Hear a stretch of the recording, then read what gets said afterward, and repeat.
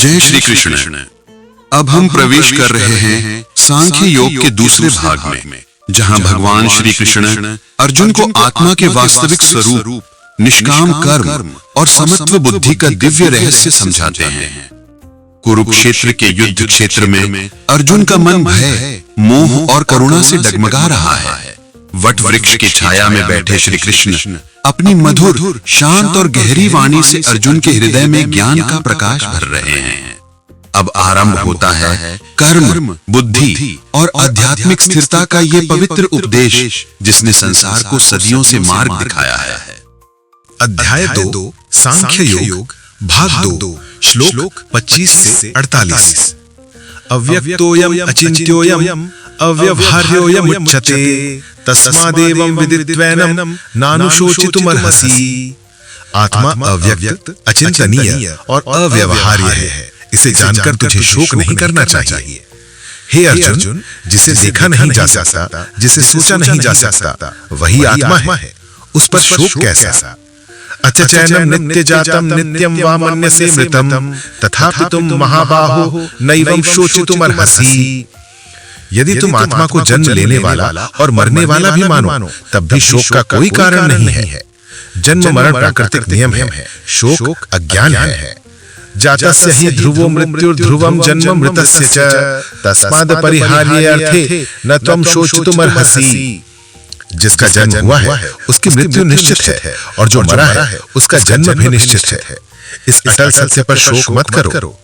परिवर्तन का नियम किसी के लिए नहीं रुकता, यह प्रकृति का धर्म है। अव्यक्तादीनि भूतानि व्यक्तम मध्यानि भारत अव्यक्त निधनान्येव तत्र का परिदेवना। सभी प्राणी जन्म से पहले अव्यक्त थे, जीवन में व्यक्त होते हैं और मृत्यु के बाद फिर अव्यक्त हो जाते हैं। इसमें शोक कैसा? जो प्रकट होता है वो अप्रकट भी होता है, यही चक्र है। आश्चर्यवत् पश्यति कश्चिदेनम। ये श्लोक आत्मा की अद्भुत प्रकृति को बताता है। कोई इसे आश्चर्य की तरह देखता है, कोई सुनता है और सुनकर भी नहीं समझ पाता। आत्मा आश्चर्यों में भी आश्चर्य है।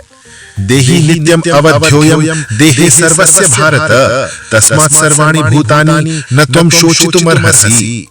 आत्मा नित्य और अवध्य है, इसलिए किसी भी प्राणी के लिए शोक नहीं करना चाहिए। शरीर नाशवान है पर आत्मा नहीं, यही समझो अर्जुन। अब श्री कृष्ण कर्म योग का ज्ञान प्रारंभ करते हैं। स्वधर्ममपि चावेक्ष्य। क्षत्रिय के लिए धर्मयुद्ध से बढ़कर कोई कर्तव्य नहीं है।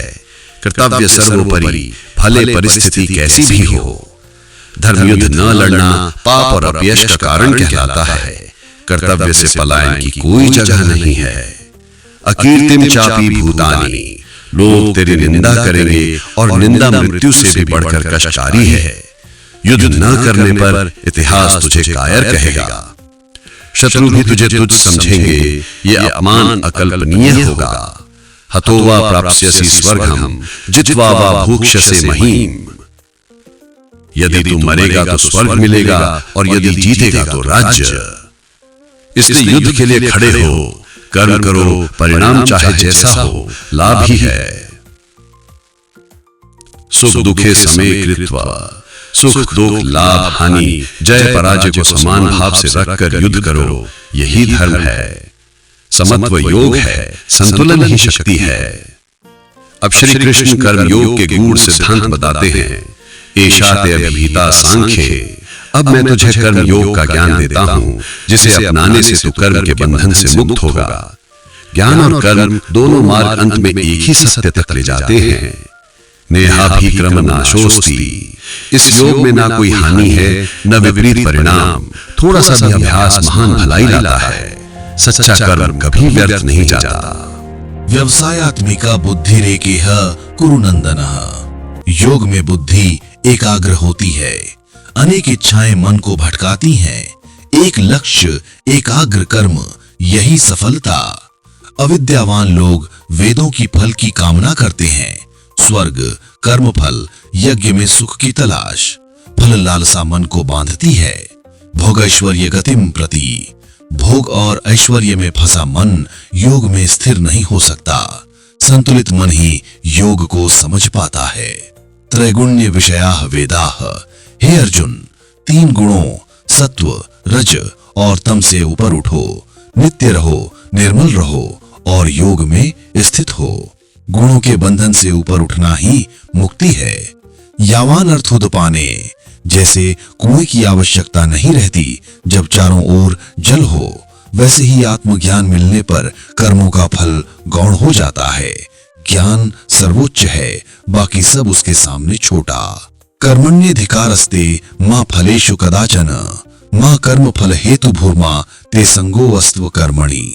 तेरा अधिकार केवल कर्म करने में है, फल पर नहीं। फल की चिंता मत कर और कर्म न करने में भी आसक्त मत हो। कर्म करो, परिणाम को ईश्वर पर छोड़ दो। योगस्थः कुरु कर्मणि संगम त्यक्त्वा धनंजय, सिद्धि सिद्ध्योः समो भूत्वा समत्वम योगो उच्यते। हे अर्जुन, योग में स्थित होकर आसक्ति छोड़कर सफलता असफलता में संभाव रखकर कर्म करो, यही योग है। सफलता और असफलता को समान मानने का नाम ही योग है। और इस प्रकार भगवान श्री कृष्ण ने अर्जुन को बताया कि फल की इच्छा से किया गया कर्म बंधन देता है, परंतु समत्व बुद्धि के साथ किया गया कर्म मनुष्य को मुक्त करता है। कृष्ण अर्जुन से कहते हैं, कर्तव्य करते हुए भी अंतर्मन में शांति और संतुलन बनाए रखना ही सच्चा योग है। इस भाग में अर्जुन धीरे धीरे कर्म योग के वास्तविक अर्थ को समझने लगा है। कृष्ण की वाणी उसके अंधकार को हटाकर प्रकाश की ओर ले जा रही है। सांख्य योग का दूसरा भाग यहीं समाप्त होता है। अब अगले भाग में हम स्थित प्रज्ञ ज्ञान, इंद्रिय नियंत्रण और मन की पूर्ण स्थिरता का अद्भुत उपदेश सुनेंगे। भाग 3 में मिलते हैं। जय श्री कृष्ण।